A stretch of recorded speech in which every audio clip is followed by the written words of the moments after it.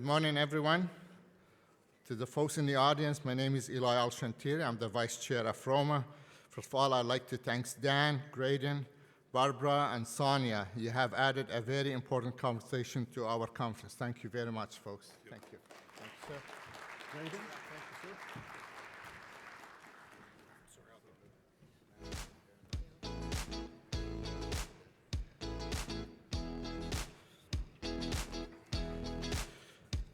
Just the housekeeping notes. Is anyone here from the Loyals Township? Anybody from the township, Loyals Township? I'm looking for Stephen Silver. If he's in the audience? No? Okay, we'll take care of that. Give me a great pleasure, folks, this morning to introduce John Fraser, MPP for the Ottawa South and interim leader of the Ontario Liberal Party. John was first elected in the Ottawa South riding in 2013 in a by-election and was re-elected in 2014 and 2018.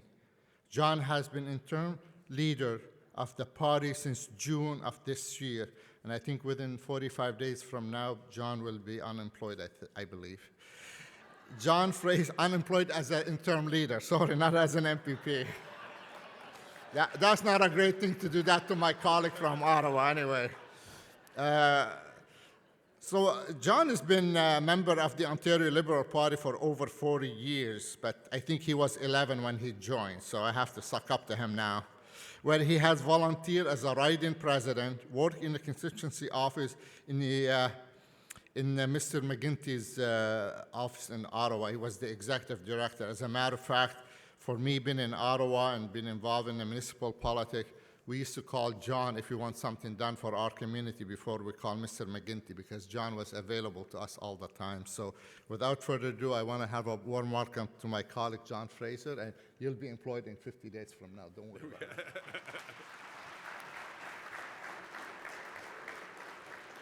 Thank you very much, Eli. I was getting nervous here because I didn't know how I was going to explain that to Linda, because I hadn't told her that. Good morning. Bonjour tout le monde. It's really great to be here. Great to be back at ROMA, and you're witnessing something historic. This is my last speech as leader to all of you, because we'll be electing a new leader at our convention in March the 7th, and I'm very excited about that. And I'm happy to be here with my caucus colleague, Kathleen Wynne, Ontario's 25th Premier.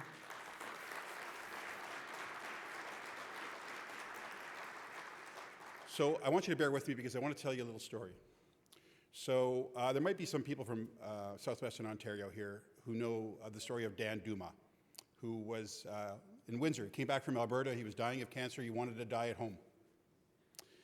But the way that healthcare works in this country is home care is not portable. So he couldn't get that care that he needed in his home. And one of my colleagues in the NDP, this is when we were in government, Lisa Gretzky raised this issue, and we worked to try to get Canada to change and to make it portable. But it just wasn't working at the table. And people would come here, they'd need that care, they'd want to die at home, they couldn't, they'd have to go to hospital. Just wrong.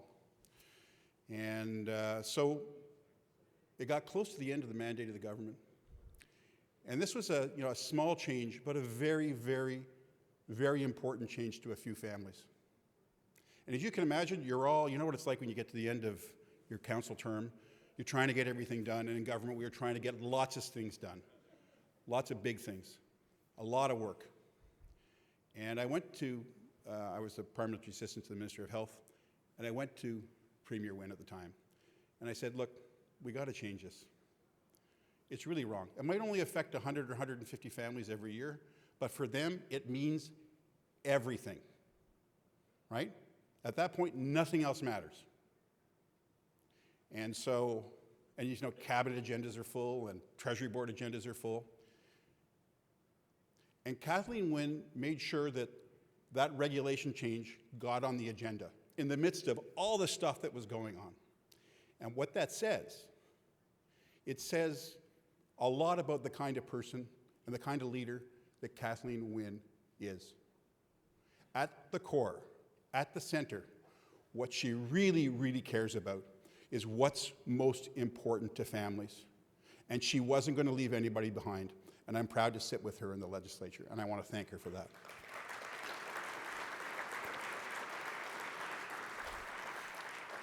So also here, a little bit more later about him, is our oldest intern, Jerry Phillips. Some of you might remember Jerry. And he's been a great help to me, but a little bit more about him later, and I'm glad that he's here as well, too. So we're looking forward to our meetings this afternoon. And, you know, I couldn't be here yesterday, but I heard the Premier said that he felt like Santa Claus. And I thought, well, it sounds like Christmas is coming a little bit early in the mandate. However, I was reminded that the Grinch did dress up as Santa Claus.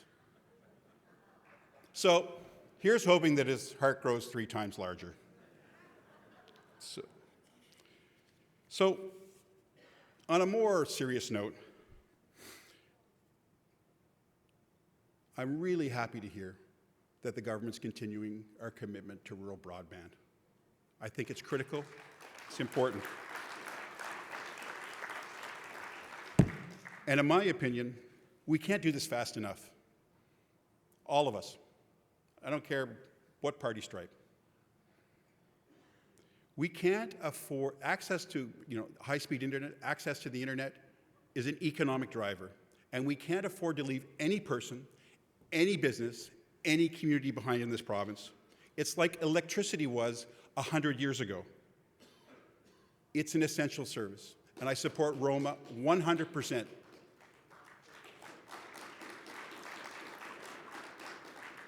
I see this the same way as we look at healthcare and education. And I think there's reasons for us to be concerned about rural broadband and healthcare and education and future investments in this province.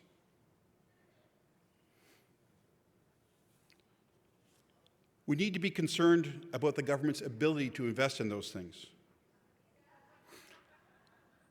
And the reason we need to be concerned is the Ford government's approach to finance. Last year I told you I wasn't going to rail against the government because you needed to build your relationship. I'm going to rail a little bit, but not a lot, because I think this is critical to all of you, and I think that you would understand this maybe best out of any group of people because of the work that you do in your communities. Healthcare is an investment in our economic success. Education is an investment in our future economic success. So is rural broadband. And the government's approach to finances from the beginning of its mandate was to exaggerate the size of the deficit, to create a context for cuts. We all know that. The deficit was never $15 billion. The government and the Premier continue to say that. We all know that. Don't take my word for it. Check the public accounts. Ask the Auditor General. Ask the FAO. You all know that budgets are based on assumptions. And when you inflate the deficit, when you increase your assumptions, you're going to restrict spending artificially. And that has an impact.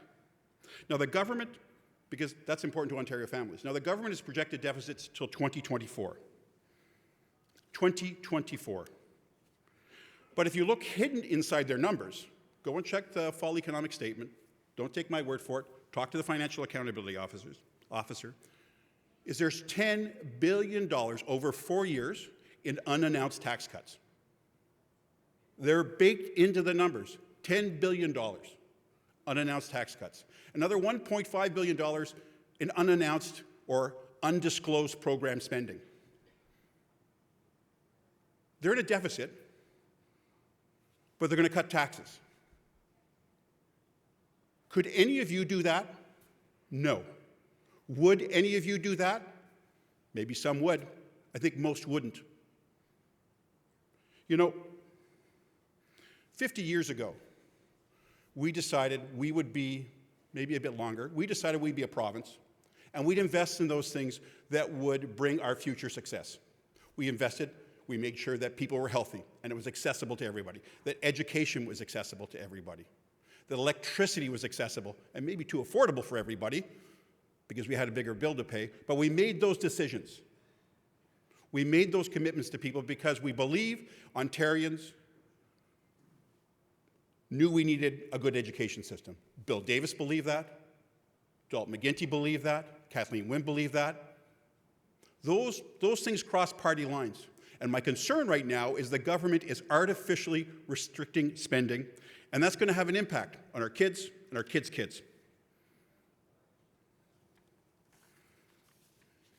So the other thing is,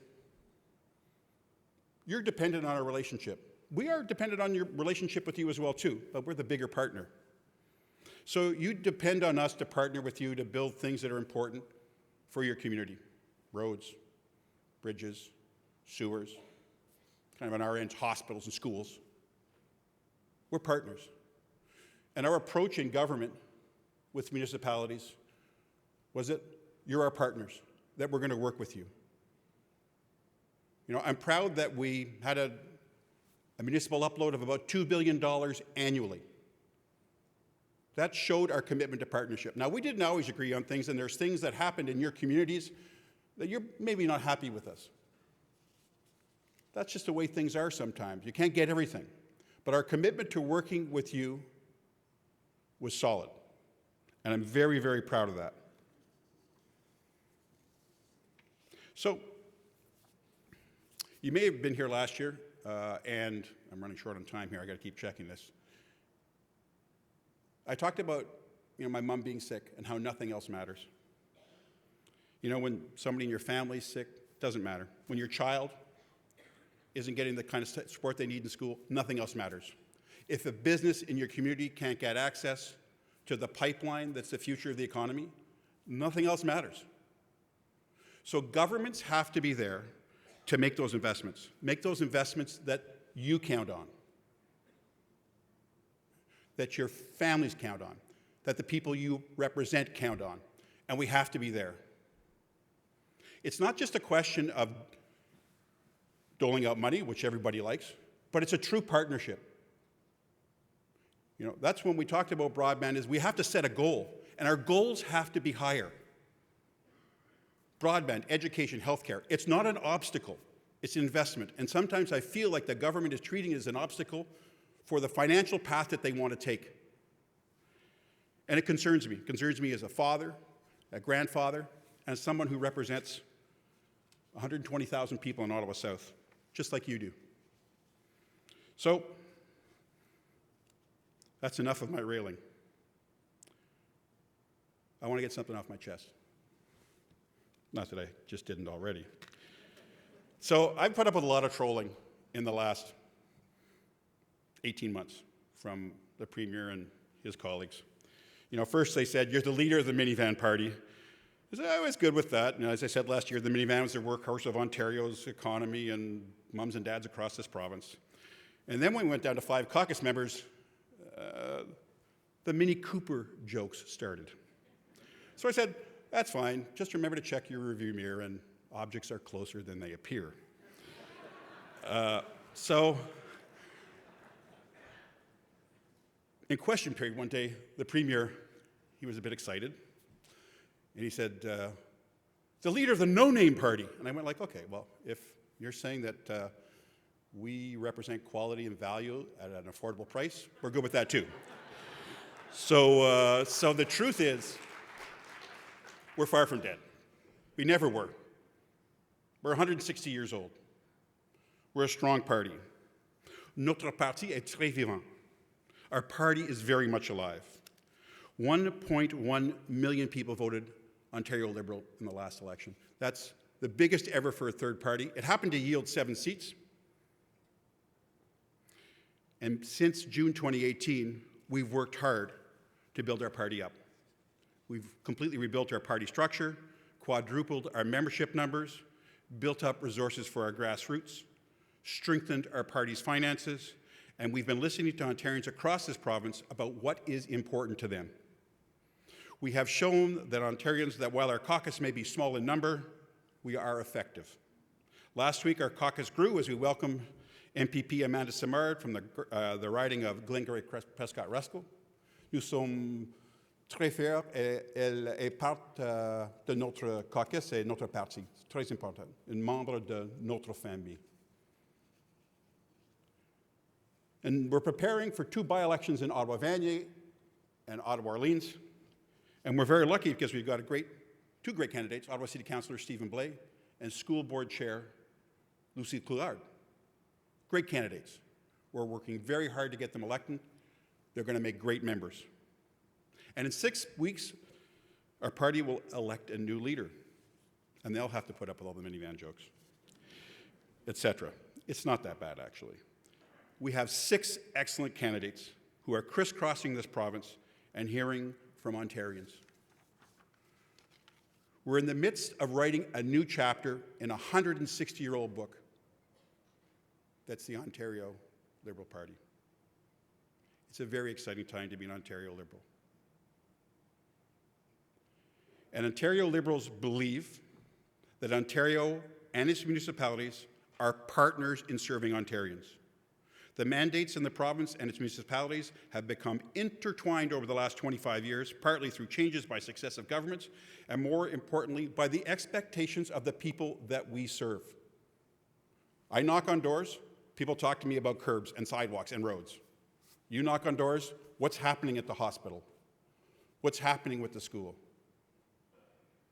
We serve the same people. We work to meet their needs. There is no dividing line. We all have to work together to make sure that families have what they need to thrive. And for our province to continue to grow, the Ford government must recognize that policy decisions in healthcare, education, transportation, and I didn't mention this because I didn't have enough time, climate change. For heaven's sakes, can at least a cabinet minister say the word? You know, that's a real challenge for families, not just us, for families. You know that. We know that. So we need a plan to address it, and the government doesn't have one. I'm not going to rail on about that. All these things are investments in our future. They're not expenditures and obstacles. So I look forward to hearing from folks this afternoon. And I want to say thank you to Jerry. Because Jerry's here today. I don't get much of a chance to thank him publicly. Jerry Phillips has helped me immensely at a time when we don't have a lot of staff to understand the province's finances in a very direct and clear and simple way. And I just want to thank him for it. He's been a great public servant to this province, and it's very much appreciated, the work that he's done for us, and he continues to do for us and Ontarians. So thank you very much. I hope you have a great conference. Merci. Bonne journée.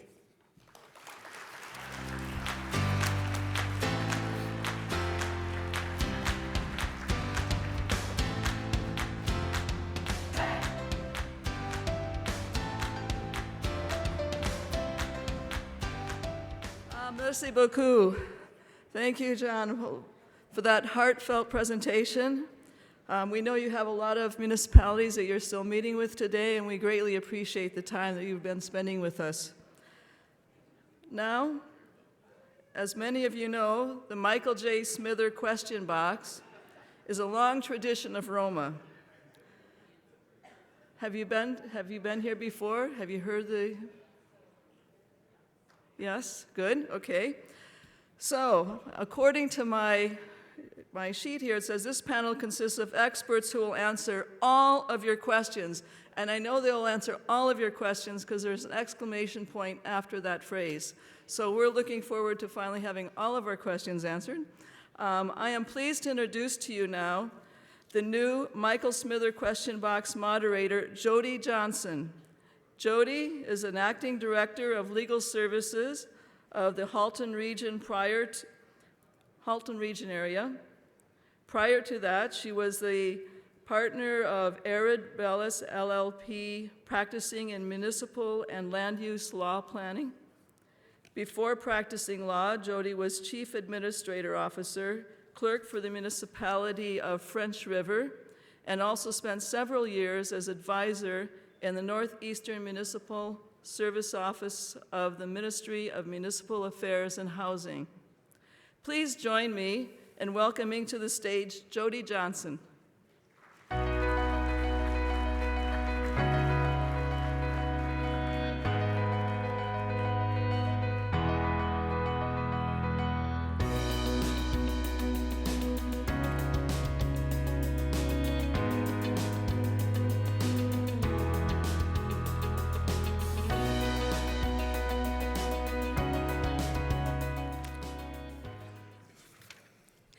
Good morning, everyone, and welcome to this year's Michael Smither Question Box panel. We are pleased to be here and hope we're going to give you a helpful and practical hour. I want to, before I talk about the panel and what we're going to do and what the rules of the panel will be, I want to introduce the panel members to you. We have some new faces this year. We have some returning faces, and we have a missing face. So I'll tell you all about that as we start. To my immediate right is Sid Vanderveen. Sid has been on the panel since 1992. This is Sid's 29th year on the panel. Thank you. Sid is a civil engineer, and he's recently retired as the drainage coordinator for the Provincial Ministry of Agriculture and Food and Rural Affairs. But don't worry, Sid has not ridden off into the sunset. He's now working for R.J. Burnside and Associates Limited. Sid is the preeminent expert on all things drainage in Ontario, and for many years has taught the municipal drainage courses and still does, and many of us, I would think, in this room have had the opportunity to be one of Sid's students, myself included. In his new role, Sid is going to help mentor junior staff, provide technical and strategic advice and assistance to drainage engineers, participate in quality control, and provide drainage expertise to a variety of projects. Besides Sid is Sean Everett. I'm pleased to introduce you to Sean. He has been with the town of the Blue Mountains since 1993, having held the positions of manager of the Beaver Valley Community Center, facilities manager, director of recreation, and director of community services. Over the past 3 years, he's held the position of acting CAO, interim CAO, and as of April 2019 has been the chief administrative officer for the municipality. Sean had the great benefit of starting his career in the municipal sector in the mid-'80s. He was a teenager working at the Southampton Coliseum as a rink rat, and through the years, he's experienced significant changes in the public sector and throughout all things municipal in the province. And as I said, this is his first year on the panel, so we can give Sean a warm welcome to the panel. Besides Sean is Matt Farrell. Matt is the manager of building and planning for the township of Huron-Kinloss, where he's been for the last 20 years. He's a certified engineering technologist, and his experiences as a rural chief building official have made him well-versed in many areas. His expertise is sought in all areas of building code administration and enforcement. He is the immediate past president of the Ontario Building Officials Association and has recently been named vice president of the Alliance of Canadian Building Official Associations. His work with both of those organizations is centered on providing building officials with training, skills, and resources needed to fulfill their role. This is Matt's first year on the panel, and we welcome him, and we also take this opportunity to thank Lynn Balfour, who was on this panel as our building code expert for 15 years. But welcome, Matt. We're looking forward to hearing from you today. Lastly, and certainly not least, is Sandra Weber. Sandra is the Director of Planning and Development with the County of Huron. She has degrees in Urban and Regional Planning and Development from the University of Waterloo and Rural Planning and Development from the University of Guelph. She has many years of experience, primarily in rural communities, and she is the chair of the Ontario Professional Planners Institute Agriculture and Rural Affairs Working Group. In her spare time, Sandra also runs a beef and calf operation together with her husband and 3 teenage sons near Belgrave in the municipality of Morris Turnberry. So Sandra's a busy lady, and we're happy to have her back for her 3rd year on the panel.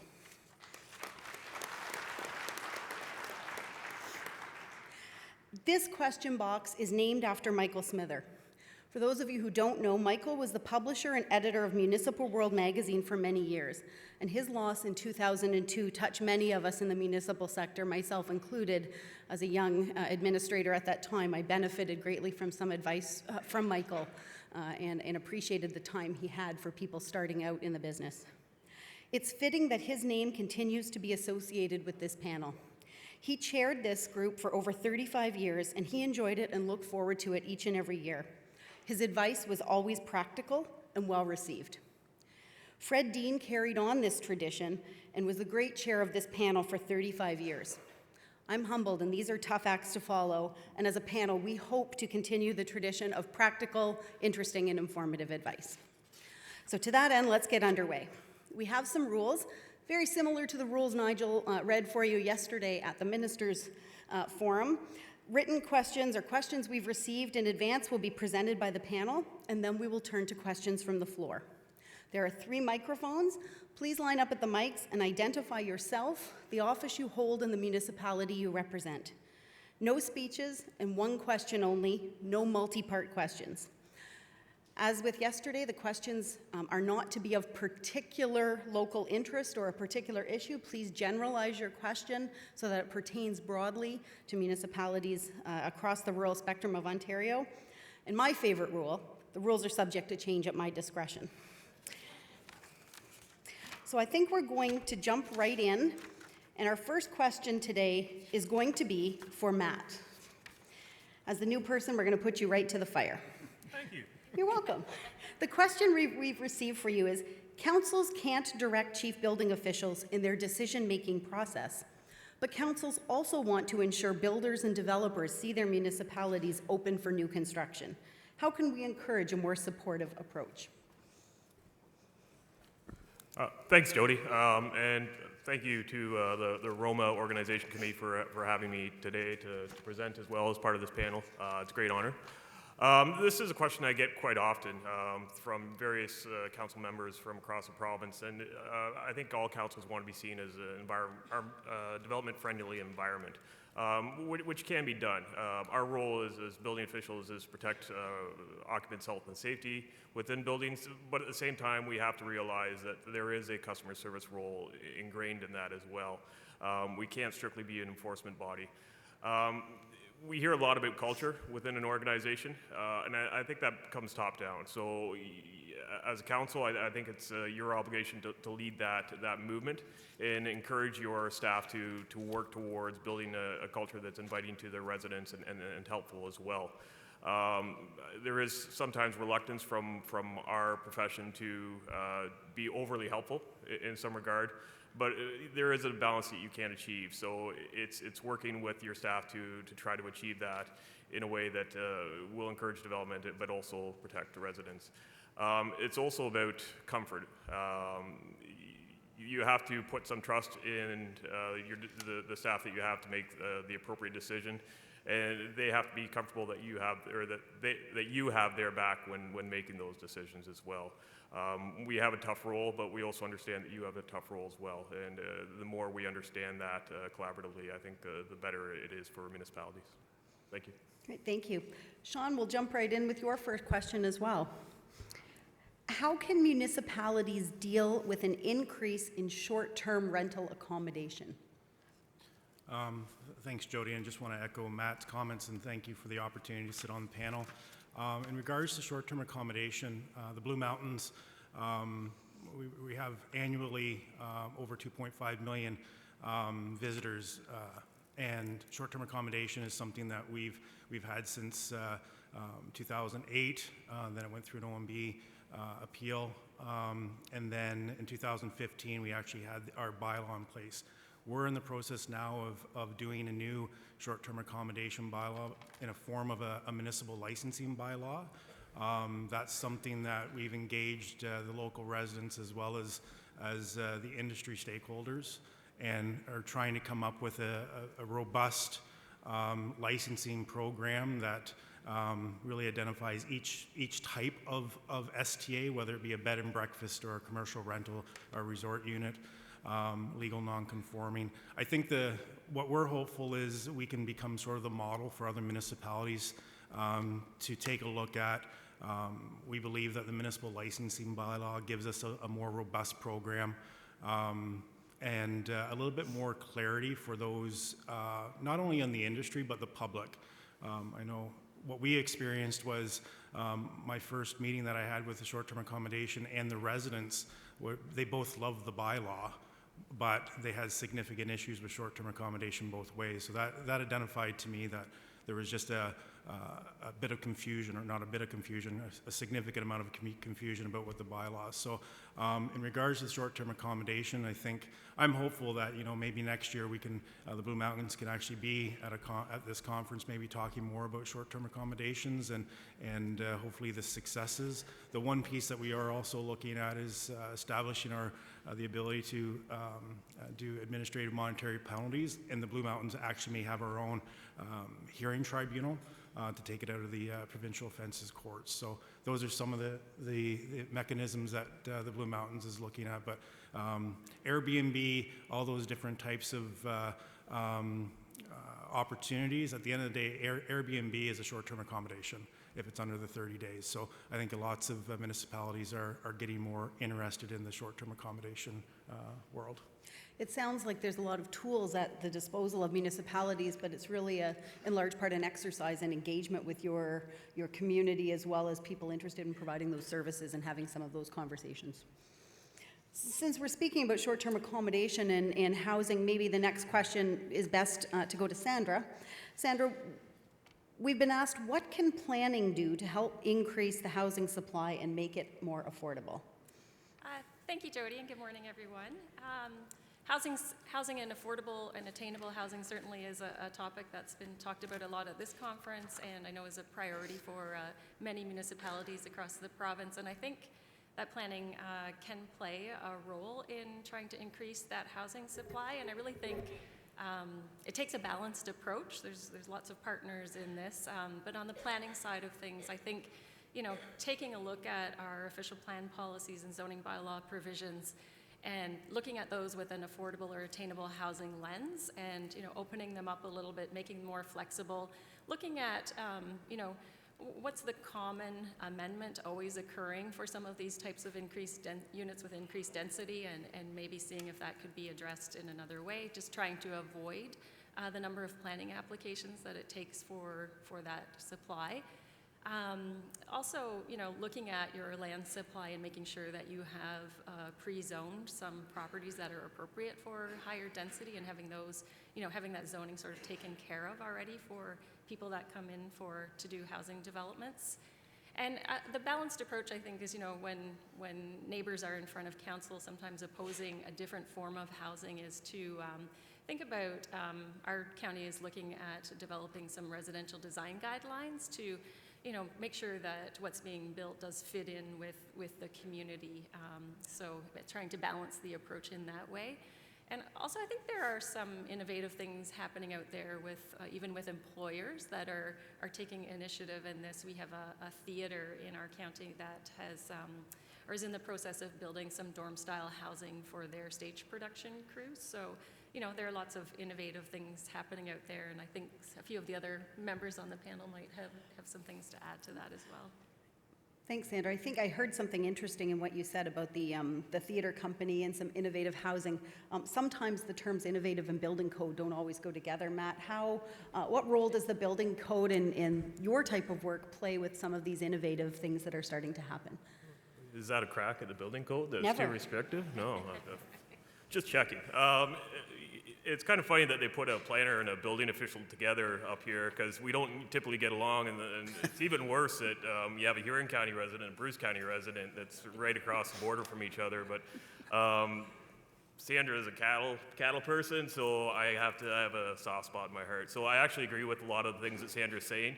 It takes a balanced approach to get to affordable housing. When it comes to RDES, though, in terms of the approval process, we also have to realize that making affordable or attainable housing or different styles of housing available, the occupant safety is still paramount in that whole equation. So there are restrictions that are going to have to be in place. Just because you have something that's alternative to the norm doesn't mean we're going to risk the person that's in that building as well. I think that's something that gets overlooked quite a bit as part of this. So the province just released, I think Minister Clark mentioned in his speech yesterday, the province has released a set of guidelines to help out residents in this regard. So we encourage people to take a look at those. But also realize that you're going to have to work with your municipal officials quite a bit in developing those types of, whether it be tiny home or a secondary suite. You'll have to work quite a bit with your municipality to understand what their rules are, whether it be from the planning side or the building side, to make sure what is being developed is suitable for both the neighborhood but also for the person occupying that building. So we've heard about some of these, the technical pieces from both planning and building to help with the development of affordable housing supply. Sean, from your perspective, from a policy and overall municipal administrative perspective, what what do you see perhaps adding to this consideration, and what councils can do at a higher policy level to help with affordable housing? Thanks, Jody. At the Blue Mountains, our average household purchase price is just over $700,000. We typically go, I know Blue Mountain Resorts has about 500 unfilled positions. The Blue Mountains Council, they've taken the approach to become very active in the Blue Mountains Attainable Housing Corporation, where the corporation has taken the approach of looking at how do we do projects.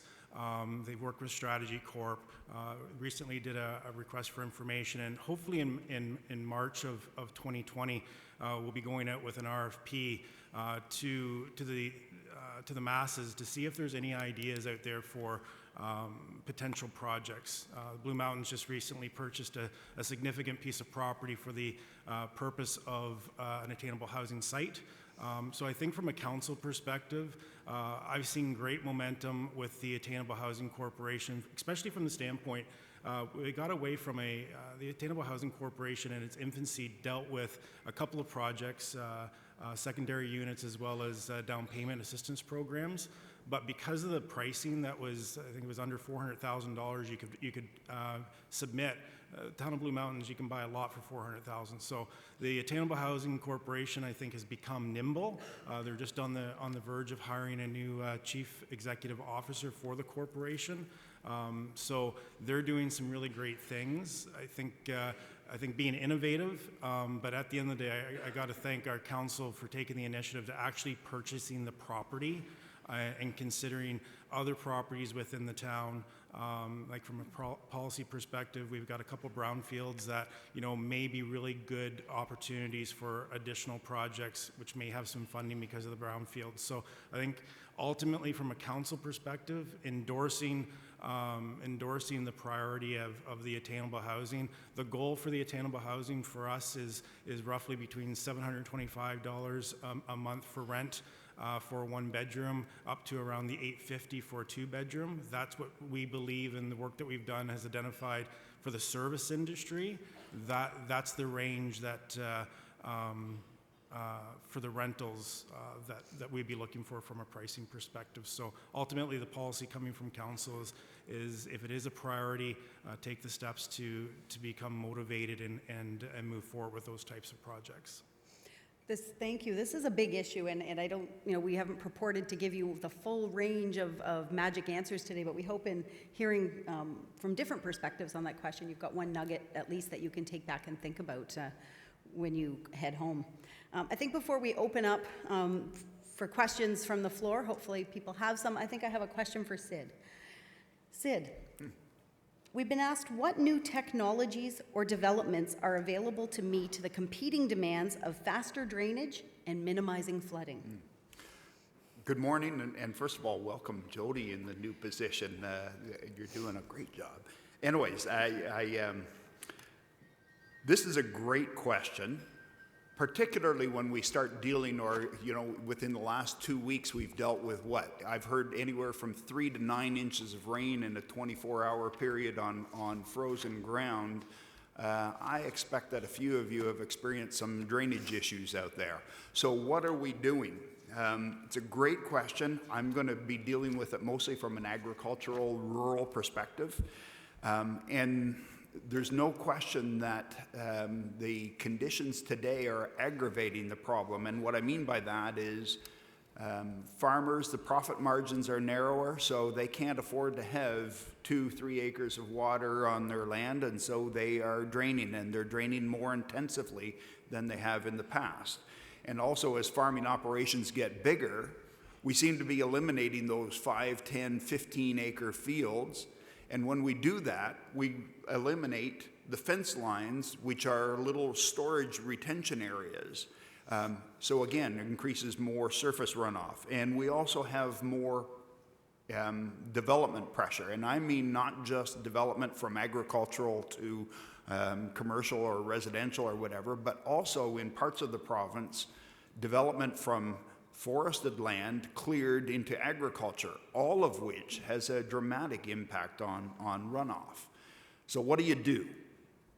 Well, we got a 100-plus year history of designing municipal drains in rural Ontario that are straight trapezoidal, and they're deep and they're there to convey water.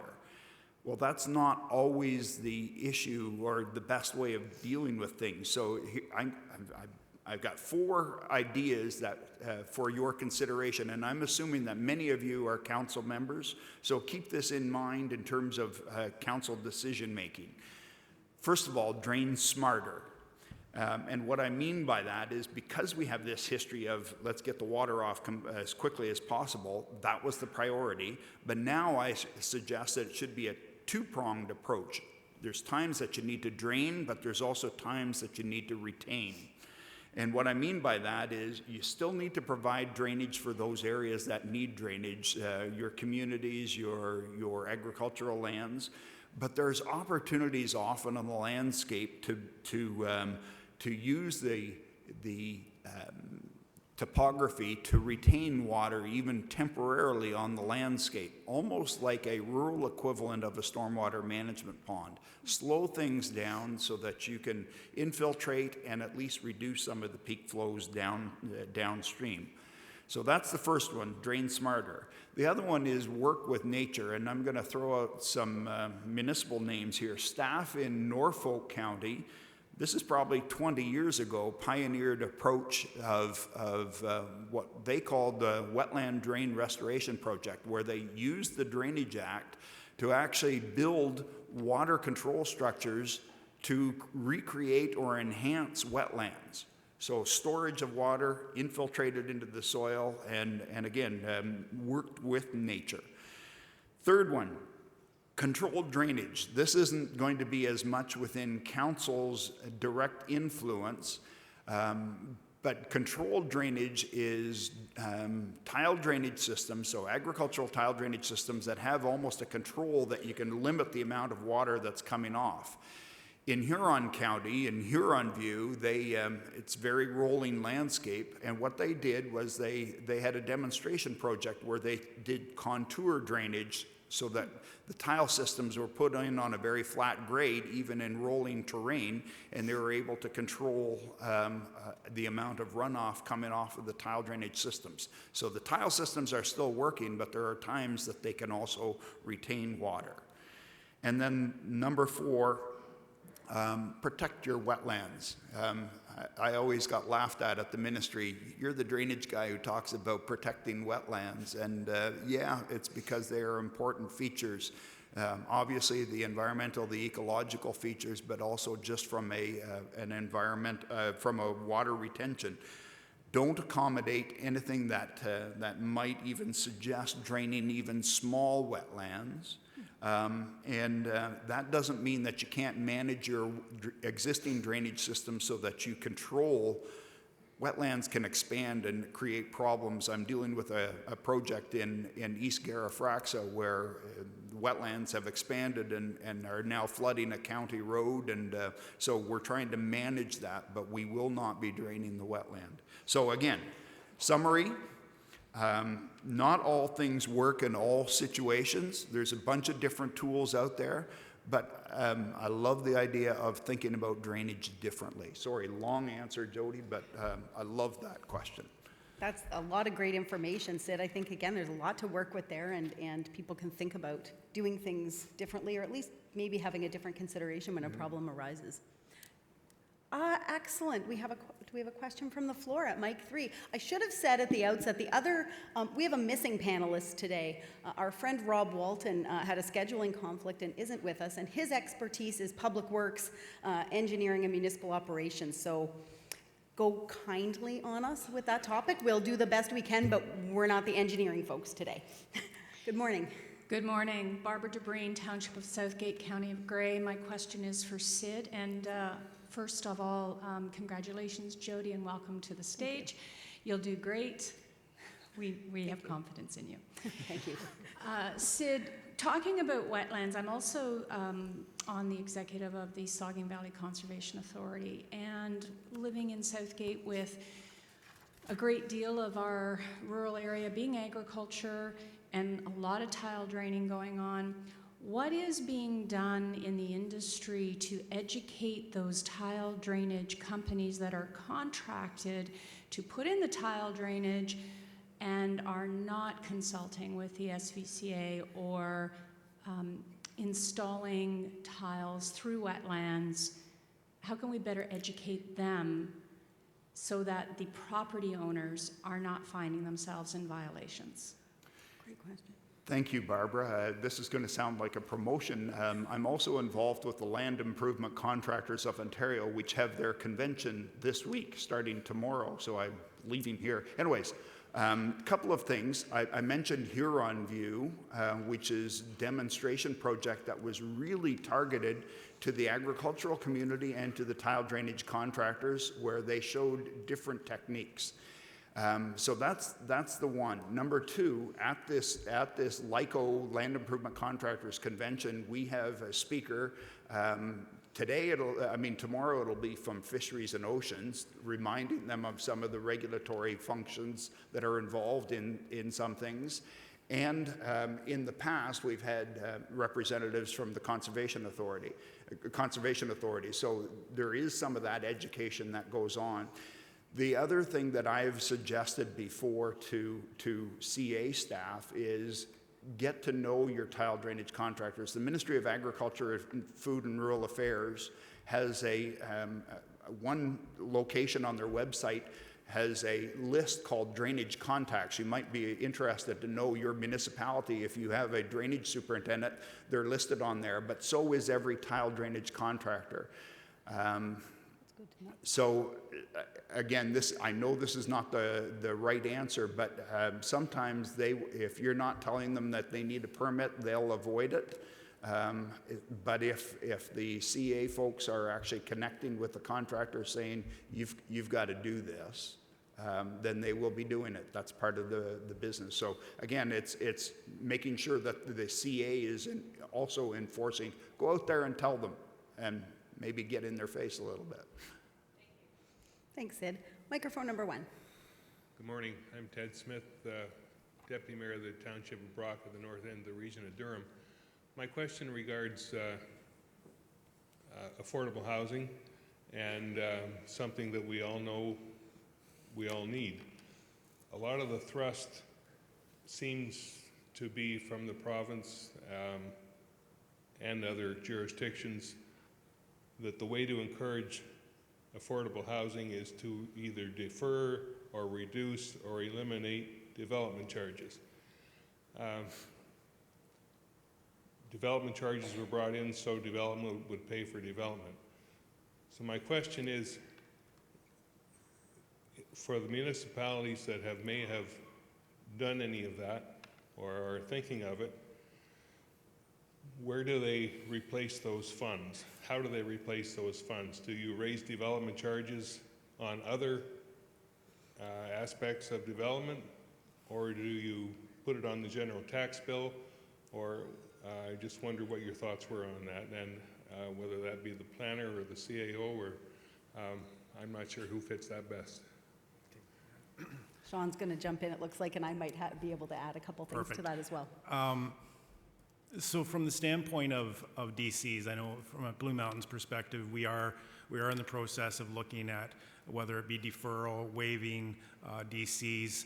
The key thing that we've identified is anytime that you're looking at development charges, because the town has always been a very big proponent of development pays for development. What we've realized by talking to the Whistlers and the Banffs, you know, the key thing going into these attainable housing projects, I think as the masses, we just need to share more information so not everybody's having to reinvent the wheel. As we move forward, it's the control mechanisms that you have to have in place. So if you're looking at DCs, having those control mechanisms in place where that developer or that development that has attainable housing or affordable housing, it has to remain in the stock. So there has to be the mechanism to say, okay, this year it's attainable, and it's not going to get sold and taken out of the attainable housing inventory. If you can have those control mechanisms, I think understanding that maybe taxation should pick up for those deferrals, but I think a lot of municipalities have found out the hard way, getting that attainable housing unit in the stock is actually the easy part. It's the control mechanisms to make sure in 5 years that house is that's $220,000 isn't being resold for $600,000. And we see that all the time in the Blue Mountains, where and that's where we've worked with the developers, that it has to be that control mechanism. The Attainable Housing Corporation model that we're using is really having the Attainable Housing Corp own that stock. So if you want out, if you want to sell, you're going to sell back to the Attainable Housing Corporation. You'll get a little bit of profit, but for DCs, we've always struggled with that because where is that money coming from? But I think from a resident's perspective, if the control mechanism is there, that that DC waive or deferral is going to be picked up, but that unit's still going to forever be in attainable stock, I think is fair.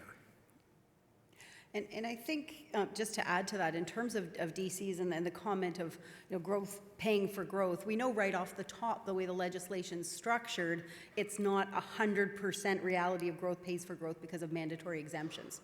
Other exemptions that council may wish to pursue as a policy choice really should tie in, as Sean says, to what your overall strategy and goal is. Because if you decide you're going to give a deferral or a late payment or an exemption structured into your bylaw, you do have to figure out from a finance perspective where that difference is made up and how you're going to account for it, and whether it's going to come from the tax base or what you're going to do with that money. But first and foremost, it's a policy choice, and council should be having that conversation to determine what does council want to incent, what are the priorities in terms of using the tools available. So every council may have a different approach to that, but it really is a financial choice to make in terms of what you want to do on that housing front. Microphone number 2. Good morning, Brenda Noble, first-time councillor over in North Glengarry. I am signed up for the March 26th course in Ottawa, so looking forward to learning more about drainage. So I'm not sure if the question will be for you, but I heard you mention this, that's why I'm asking. We are dealing with the fun task of implementing a tree cutting or clear cutting bylaw at this point. It's been delayed for a few months, but we're actually going to put some teeth into it. We managed to put through our burning bylaw, so that cut down a lot of issues, but RCAs are, pardon my French, but kind of useless. They've just either ignored what the one particular gentleman's been doing, or they gave him a $300 to $100 fine for messing up a waterway, which basically he just took out of his pocket. So I'd like to know, is there anything going on in the rest of the province where someone's actually getting right in this and either outlawing it, or have you heard the province is going to actually come out with something saying, you can't hire somebody from another province to clear cut a field on spec? You can just do this if you're actually going to plant something. Anything else going on in the province where people are actually doing something about this? Sid, Sandra, I don't know. Sandra has her hand up, so she may have some advice for you. Yeah. Certainly I can speak to that. In our experience in Huron County, we've had, you refer to it as a tree cutting bylaw, we refer to it as a forest conservation bylaw. We've had that in place for many years in our county. We do have a forest conservation officer that implements that, and you're not allowed to clear cut. You can do managed harvest, and you can cut for your own purposes, firewood, that kind of thing. So the property owners file a notice of intent, which outlines what their proposal is, and our forest conservation officer reviews that. Certainly, I think, in our county also we've offered incentive programs. So if you're using a registered professional forester to mark your harvest, then the notice of intent fee is waived, and we also have a program that will pay for up to half the cost to hire that professional, so that property owners, woodlot owners, are getting good advice, because if you properly manage your woodlot, that certainly is a potential source of income over the long term for farm properties. So we do have a long-standing history in Huron County of a bylaw that works well, and if you want to chat more about it, I would be happy to chat with you about it. It's run out of our Planning and Development Department, But Dave Pullen is our forest conservation officer, and he's quite knowledgeable, and he certainly uses an approach where, tries to be proactive, tries to work with people on these things. Sean wanted to jump in, and Sid. We've got lots of advice on this question. Just in regards to the tree cutting bylaw, I think just to stay tuned as well. I know Town of Blue Mountains, County of Grey, the Grey Salvo Conservation Authority, as well as the Niagara Escarpment Commission, we are working on trying to streamline and make sure that the 2 or 3 tree cutting bylaws all morph together, and very, very crystal clear. We've committed to actually doing a workshop with the partners because we went down this road, and it originally started with more of the tree cutting bylaw for development areas and the settlement areas and developers coming in and clear cutting. And then it got into the rural areas, and what we found was the rural areas, maybe a different tact had to be used to make sure that that same message was consistent to what the rural areas needed. So that is something that I'm hoping over the next 3 or 4 months that we can stay tuned to, because I think we're onto something by bringing all the partners together and understanding what one bylaw covers and making sure another bylaw doesn't contradict another one. But ultimately looking at the enforcement and making sure the enforcement's strong enough where it's the deterrent, that there are ramifications to stepping outside of those requirements. Thanks, Sean. Sid, you wanted to jump in here as well? Yeah, just one small point. I believe the Ministry of Natural Resources has some staff that are devoted to forest management bylaws and might be able to help you out as well with perhaps sample bylaws or something like that you could use. That's all. Thank you. Thanks. Microphone number 1. Good morning. My name is Mike Trophy. I'm from the town of Palma Councillor, and we're in the Niagara region. My question would be for planning, but if anybody else on the panel wants to answer, I'd be open to that as well. What effective tools would be available to address the adverse effects created by the cannabis production facilities, such as odor, light, noise with generators, etc., in the planning stages? Yeah, thanks for that question. We've been dealing with that a little bit in our own county as well, and I think part of the issue is with those facilities that are designated growers and growing prescriptions for others, and they can grow up to four folks with prescriptions.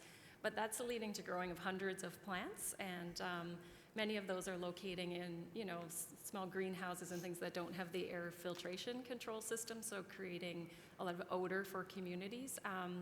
And I think Norfolk County was sort of the leader in coming up with a model bylaw, and some other municipalities have followed in that suit. So we have had municipalities in Huron County putting in zoning regulations to regulate those, and there are setbacks between the facility and sensitive uses. So it's been 150 meters for those with air control systems and 300 meters for those that don't. So, it can really have an effect on a community, and so municipalities are preparing for that. I was speaking to Matt Vaughn, who's a planner from Norfolk County, and he's actually doing his PhD research on this topic. And he said that he's also working with the province on maybe developing some province-wide standards or setbacks similar to MDS setbacks for agricultural facilities. So, he made the offer. He said he's right into the weed of things. So if anyone wanted to talk to him about the details of that, he said he would be happy to talk about his experience with it. Great, thank you. Microphone number 3. Mary Lloyd, councillor with the County of Wellington. My question's actually directed to ROMA itself. We have wonderful lobbying bodies that work between ourselves and the province on multiple issues, but one of the issues that was discussed this morning are actually the 3, opioids, trafficking, and hate crimes, actually to cross over into the Ministry of Education, because we're seeming to have trouble getting into the school systems with public information to talk about these issues, certainly with grade school. Today it was identified that the youngest trafficking has been identified as 11-year-olds.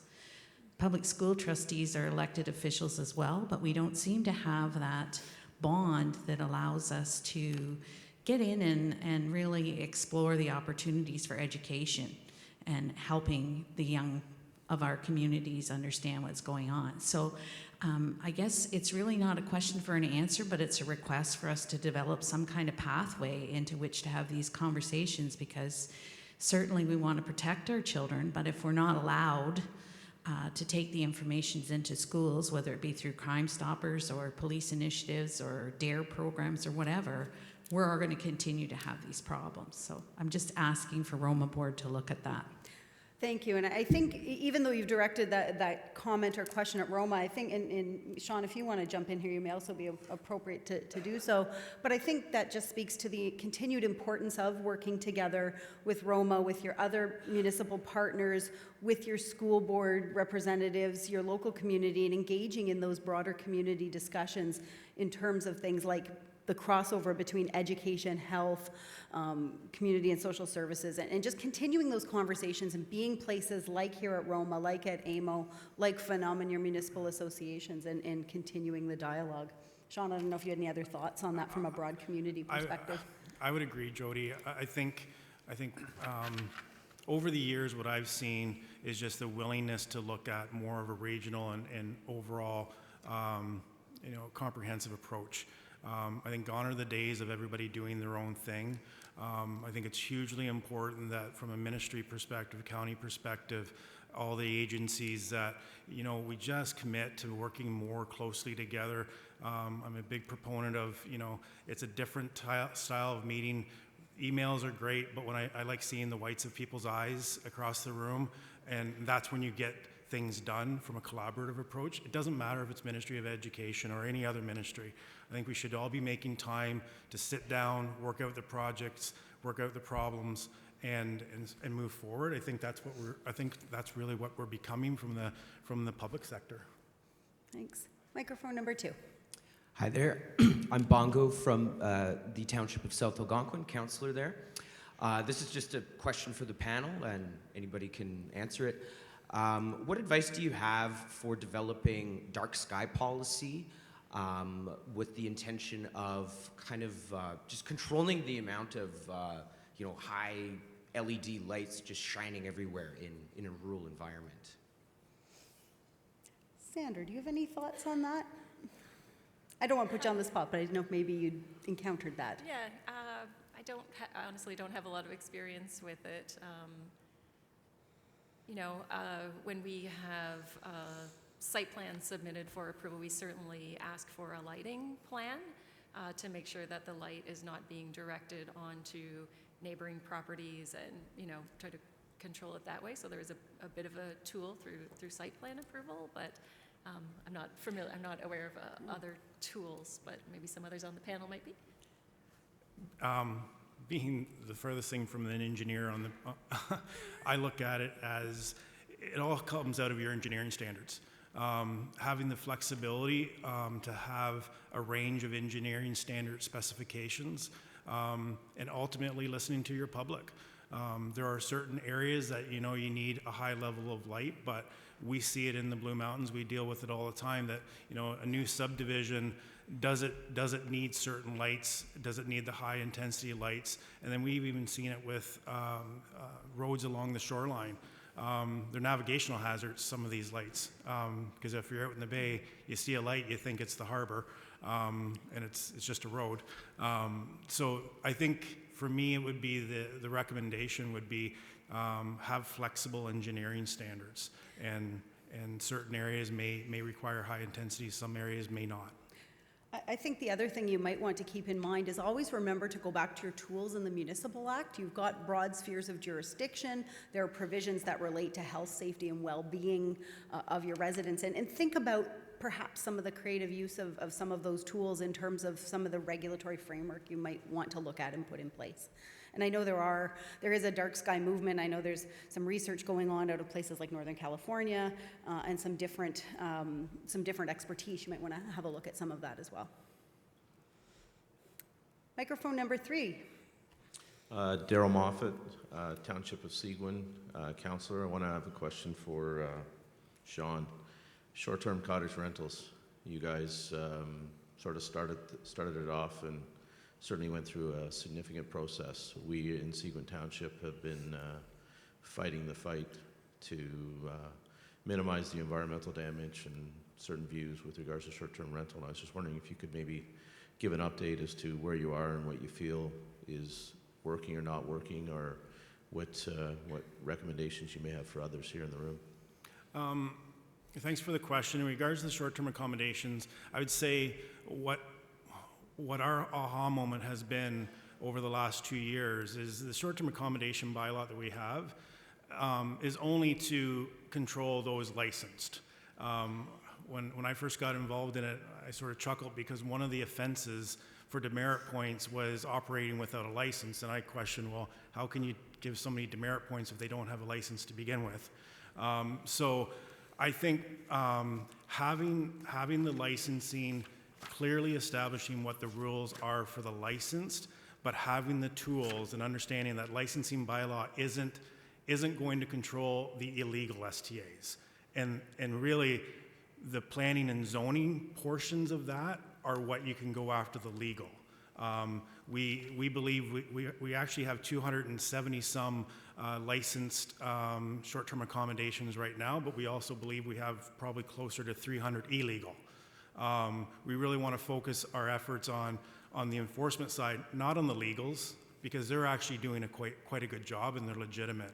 It's getting to a point where we can really focus effectively and probably from an enforcement perspective, efficiently. We don't want to spend days and days in court. We just want to be able to go after the ones who aren't licensed, make sure that we eliminate that use, and quite frankly, it's almost like the tree bylaw, make sure the infractions have enough deterrent where they're not going to do it again. And quite frankly, the zoning is the tool to go after them on that end of it. Thank you.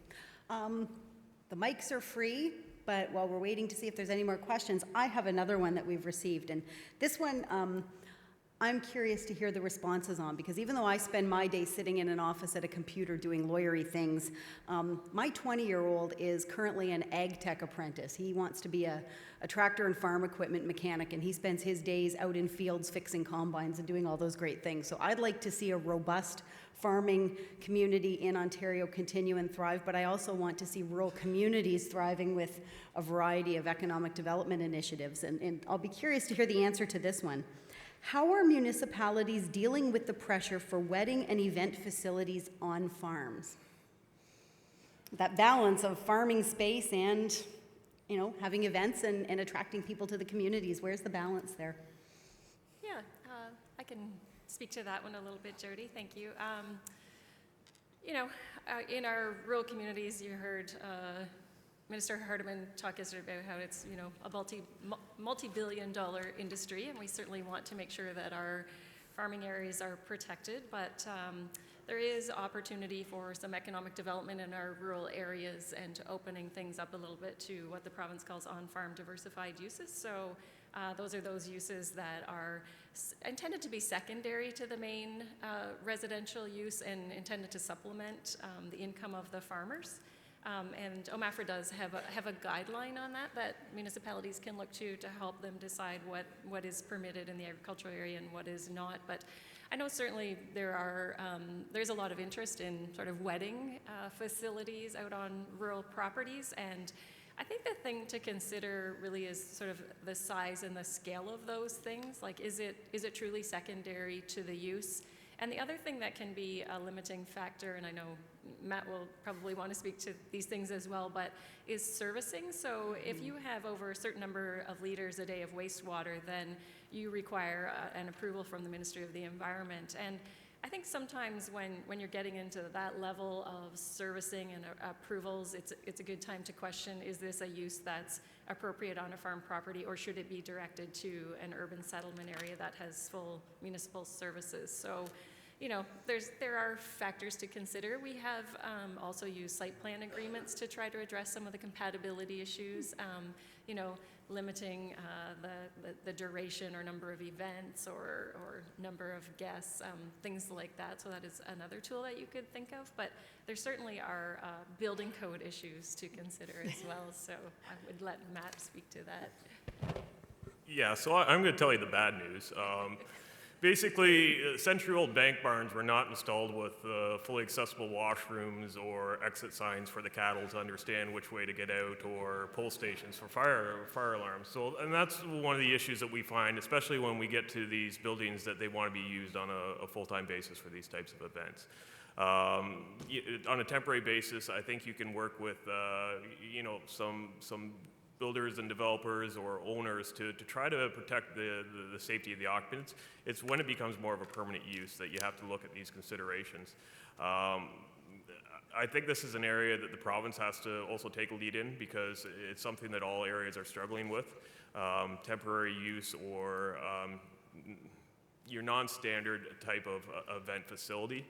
And see what the best balanced approach is to making these things safe for the people, that you don't have a tragic accident that occurs in one of these things, because that's going to ruin the party for everybody. But until that happens, I think we have to look at it with a very sensible approach and try to make sure that these things are done in a proper manner. Okay. A question at microphone number 1. Thank you. My name is Kriya Pettingill. I'm from Brock Township, councillor, northeast corner of Durham region, and this is a question for Sid, who came and spoke with our council, and it was extremely helpful, but I still have more questions on drainage.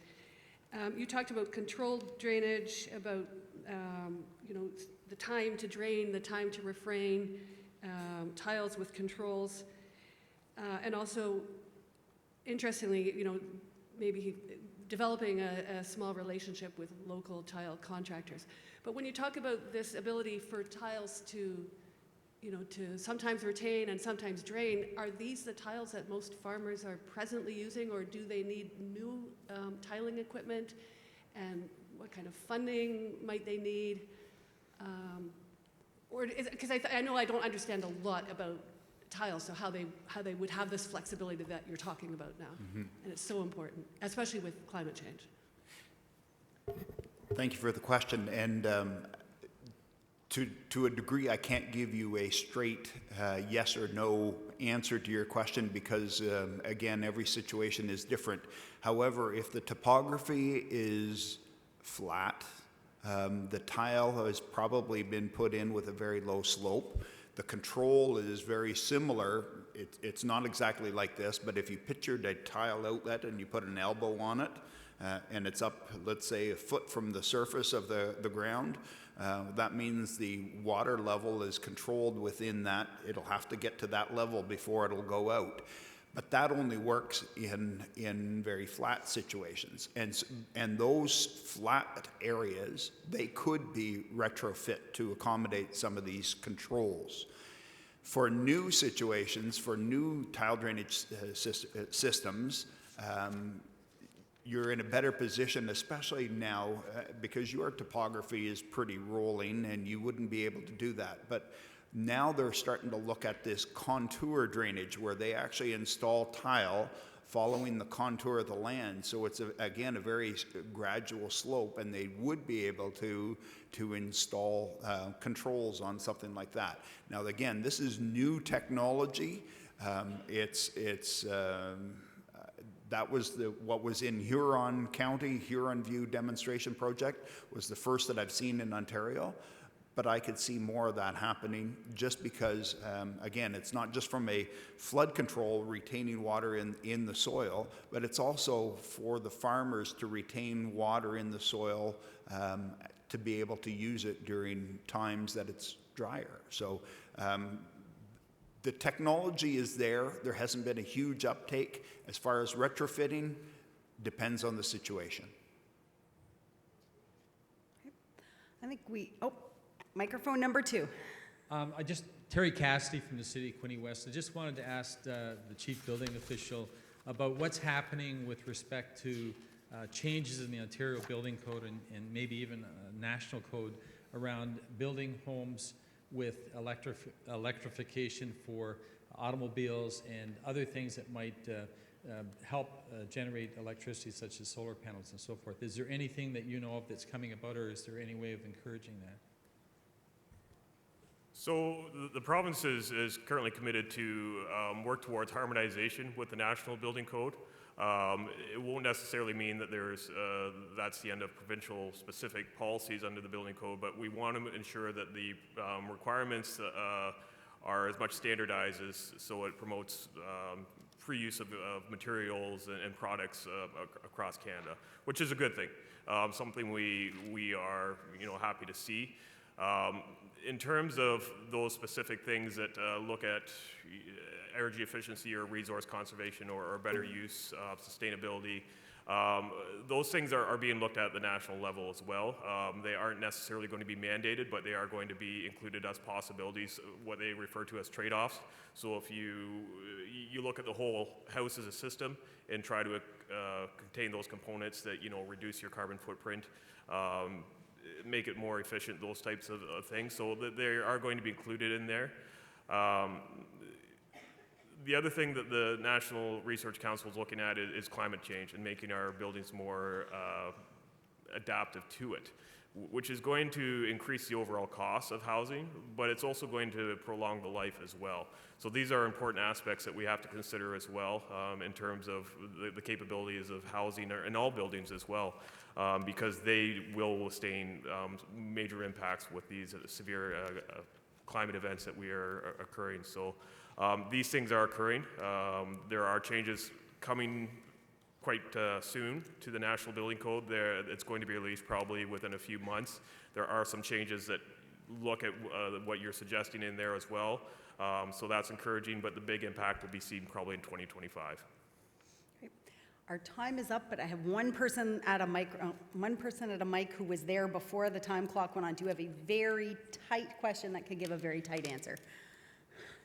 All right, thank you. I'll try Ted Smith from the Region of Durham, Township of Brock, also chair of the Kawartha Conservation Authority.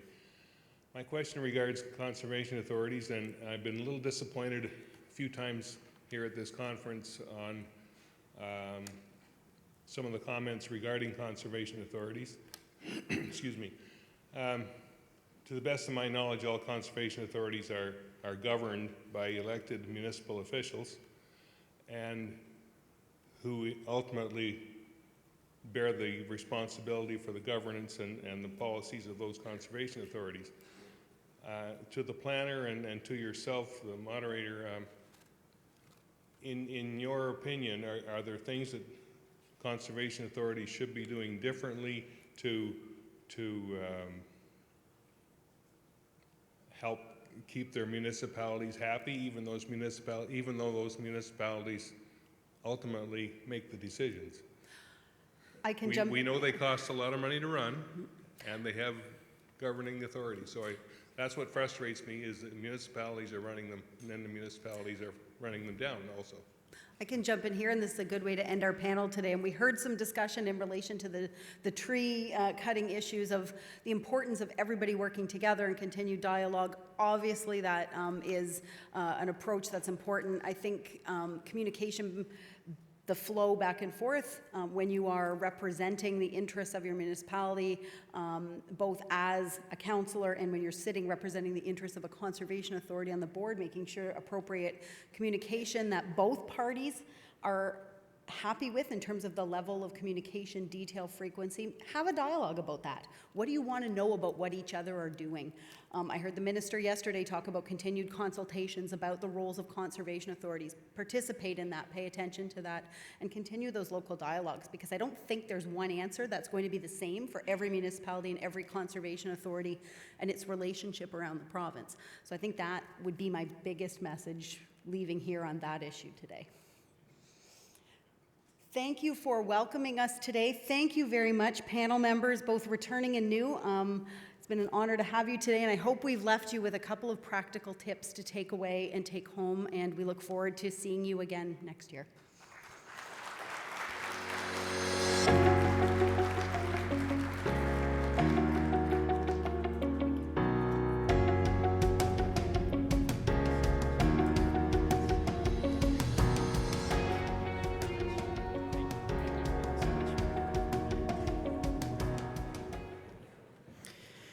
Thank you very much, Jody, Sean, Matt, Sid, and Sandra. We always appreciate being able to ask you our burning questions. My name is Cameron Wales. I'm the Zone 7 representative. That's Eastern Ontario on the ROMA board. I'm pleased to introduce our next speaker, a man whose commitment to his community and to all of rural Ontario I greatly admire. The leader of the Green Party of Ontario and the member of Provincial Parliament for Guelph, Mike Schreiner. Mike Schreiner was elected a leader of the Green Party of Ontario in November 2009. He is the first member of the Green Party to be elected to the Ontario legislature. Mike has been an influential advocate for local and provincial environmental issues.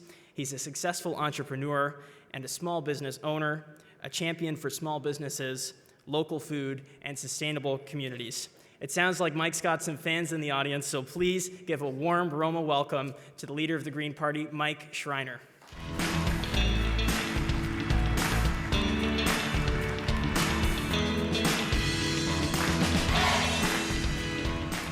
Good morning, everyone. How are you this morning?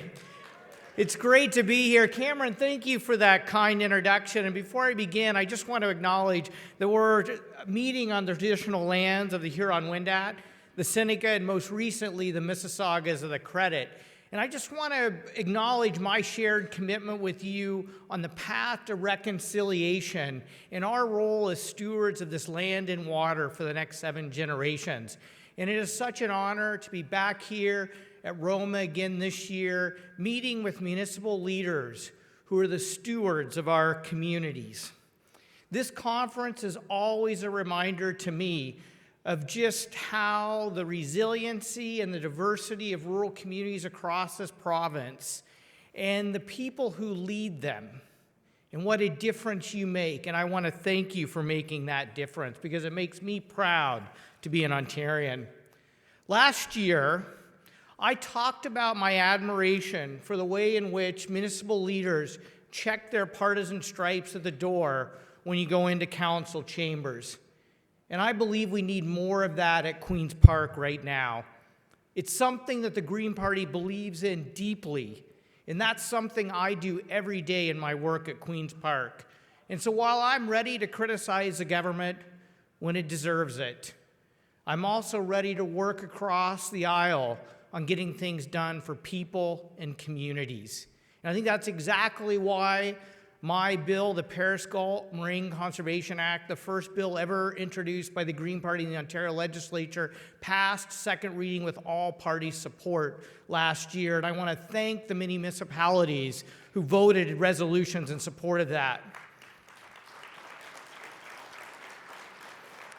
And I also think it helped in a very historic moment in December when the bill I co-sponsored with Conservative MPP Lauren Coe to make it a finable offense to block an electric vehicle charging status passed third reading and became the first Green Party bill ever passed in the Ontario legislature. And it's that kind of work across party lines that I believe people expect of us and that get things done. And so I believe that if we are going to address the biggest challenge we've ever faced, if we are going to create the broad societal coalition to deliver the transformational change we need to address the climate crisis, we have to emulate the way in which you work across partisan and ideological lines to deliver solutions. As many of you know, I grew up on a farm. And from a young age, my parents taught me how important it was to be good stewards of our land and our water, to work hard to ensure that my children and their grandchildren have a better future. Those are values that I hold dear to my heart. And those are values that I feel are under threat. You know, the bushfires in Australia right now are grabbing international headlines, but you are feeling the effects of the climate crisis in your backyards each and every day.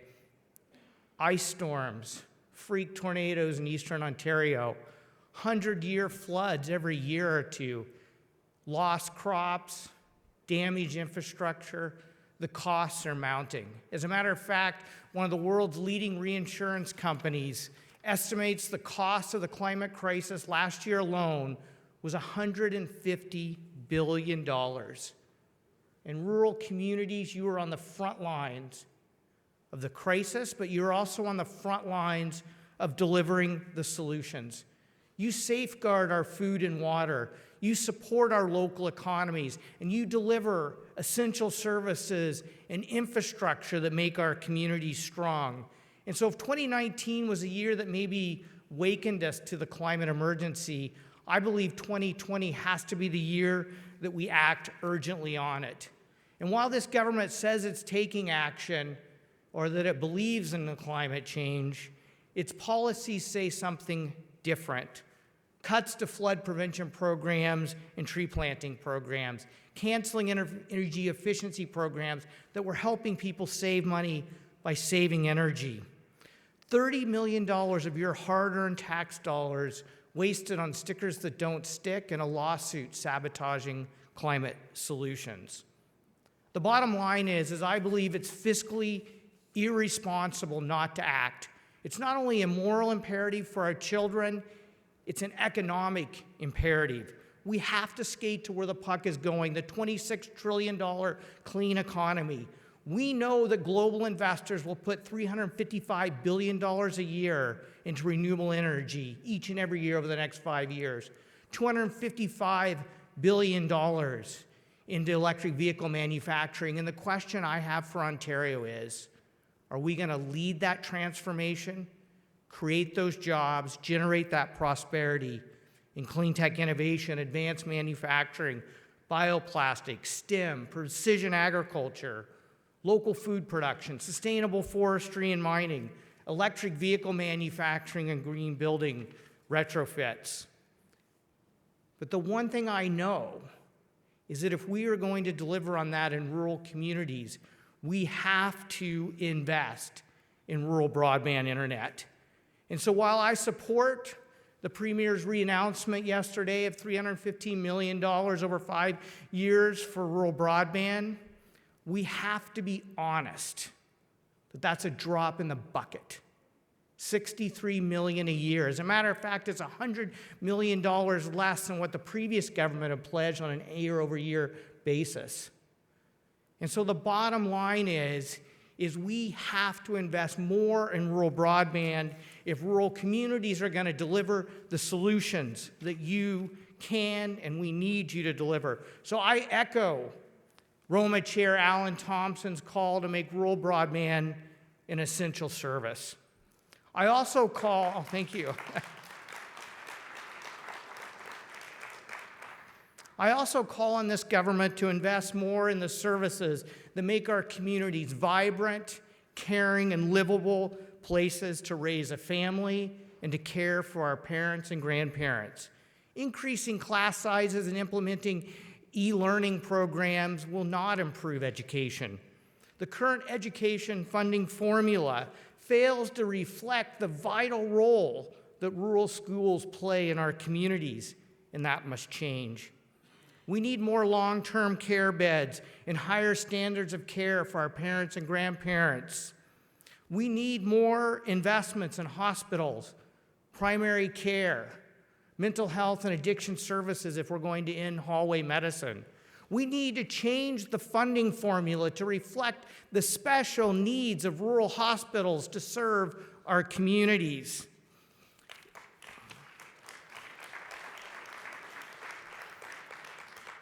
And everywhere I go in Ontario, and in the delegations I heard yesterday from many of you, is we have to address the housing affordability crisis in this province. I'm committed to working with you to increase the supply of affordable housing in Ontario without paving over our precious farmlands or the wetlands that protect us from flooding. And I encourage you to go to our website, gpo.ca, and look at our housing discussion paper that shows best practices of solutions that are being delivered in countries around the world, and let us know which solutions are most appropriate for your community, so I can take those solutions to Queen's Park and be a strong voice for delivering the housing affordability we need, because everybody in Ontario should have a place they can afford to call home.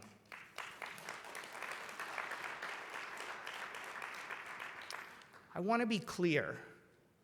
I want to be clear that we have to be financially responsible in this province.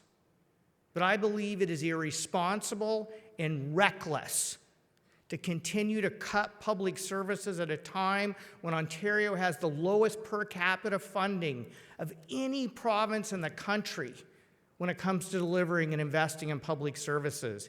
It's reckless and unsustainable to rural communities or any municipality to download more of those costs onto the municipal property tax base.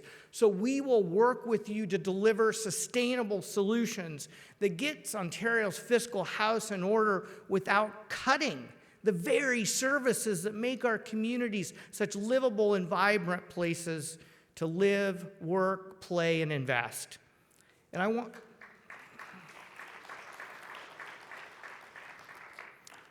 to close by saying how important it is to protect the people we love, but to also protect the places we love.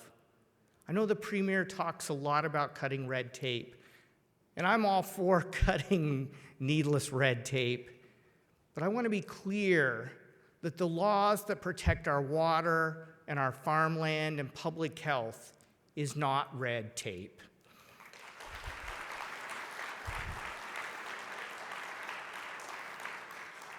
And so I came to ROMA last year and I put out a strong call against Schedule 10 of Bill 66 that threatened to open the Greenbelt for development and undermine the Clean Water Act. And I want to thank the municipalities and the farm organizations and the citizens groups that put pressure on the government to roll back and reverse those proposals.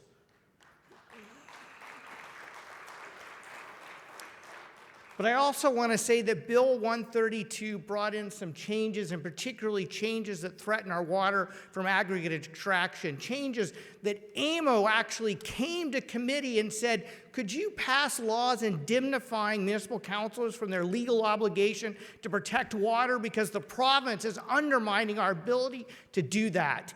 And that is reckless and that is irresponsible. And likewise, we are losing farmland at an unsustainable rate.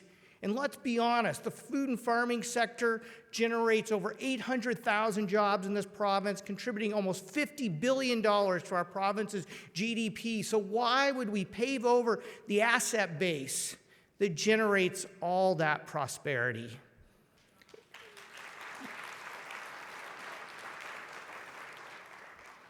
And so I want to work with you. I want to work with you to convince this government that we can support local businesses, we can support job creation, we can support more investments in our communities without undermining the protections that are so vital to ensuring our children's future. And so in conclusion, the people of Ontario are problem solvers, not problem deniers. And so my commitment to you is to listen to your solutions, to bring those solutions to Queen's Park, to work with any party to deliver those solutions, because our children and grandchildren deserve a better future. They deserve a livable, sustainable, caring Ontario. And I want to work with you to deliver that. And I want to thank each and every one of you for the work you do each and every day to deliver that for your communities. Thank you, merci, and megwich.